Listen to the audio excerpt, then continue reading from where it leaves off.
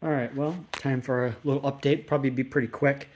Um, last one I did, I think it was a couple weeks ago, was talking about the suspension and working on that. Got that resolved. Took a little bit. Had to do a couple revisions of it, basically. I believe I might have explained it last time, but real quick, just trying to remember. I'll go over it again really quick. But the when I bought the tubular K member for the car, it said it was good for basically like 7 to 14, 5 to 14 basically. And so I didn't have to, which worked out well because since the body's an 07 and everything else is a 14, I wasn't sure how if the body mounts were going to work or whatnot, but it said it was good, for all that. So I didn't have to worry about it. So then when I was going to buy it, there was a kit combination you could buy, save a few bucks with buying the tubular A-arms with it also as part of the kit with the tubular K member. So I'm like, oh, great. I should have checked, but since the K member was good for all the years, I thought, well, the A arms would be also. Turned out I was wrong on that. Or the A arms, I should say, the A arms themselves are okay, but the A arms came with ball joints in them, and turns out there is a difference in the ball joint from 7 to 14. It is just a touch bigger. It's like a couple millimeters bigger on the top, and about 5 millimeters, eighth of an inch, give or take, right in there, bigger on the bottom. So, and the A arms were on back. They were like $600, so they were kind of expensive to buy the 14 ones with the ball joints in it, and they were on back order for like 6 weeks or something, like 5 or 6 weeks. So, talked to Dan at DCA, a local joint, local fab place, and he was able to basically mill out the bottom of the A arm so that it would we could press in the new 14 ball joint, which I got at O'Reilly's, and so was able to get that done and get that put in. That took him a couple weeks because he's super busy right now, and so that took him a couple weeks to get that done. And then once that was done, went ahead and brought everything home. Went to put it on to the knuckle and would go on the top a little bit, but wouldn't go all the way on because the ones for the 14, they're kind of skinnier on top, and then they come down a little bit, and then it kind of humps out just a little bit and goes just a touch bigger for the rest of the way down. And it was getting stuck right there. Both sides would do it. I lifted it up, basically dropped the whole weight of the car on it. Think, oh, maybe it's just a tight fit, almost like a press-in type thing. But even with the weight of the car on it, it would not go in. And I'm thinking, it should not really have been that hard to put it in.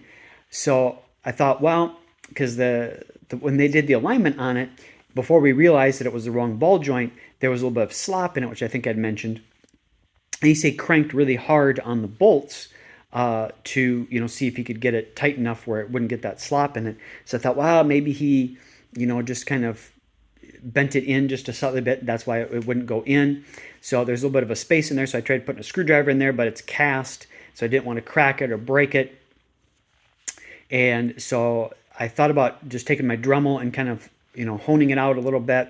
And I did that for a couple times, and that's how I'm probably not going to get it perfectly round. It's going to be, a little bit oddballed, and that could cause, some issues. So I thought, no, better if I didn't do it. So I took it back to Dan, showed him what was going on, and he said, yeah. He goes, it's not, perfectly symmetrical. It's not a circle. It was kind of oblonged a little bit. So I left it there with him, and took him a week or so, but he got around to getting to it, and basically he had like a honing drill bit kind of thing in essence that he put in, and was able to basically make it a symmetrical again, make it a nice even circle. And now they fit in. They're snug, but they do fit in good, and everything is snug. So put everything back together again, all the suspension back together, and got all that done. Also, I noticed when I was taking it to the alignment shop, when I turned really far the one direction, when I was leaving the garage and stuff and turning around, that I could feel something like hitting or something.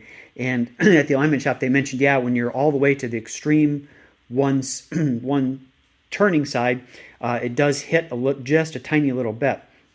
I was hoping it wasn't the back where I'd have to massage that out. It's super tight, but it does not hit the fender well there. Where it was actually hitting was where I'm trying to use the 14 air, not really air dam, but like some of the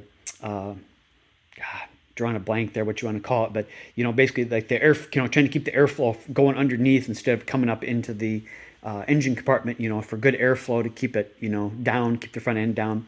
So obviously 7 body, but trying to use the 14, the air pieces underneath there that kind of covering things up.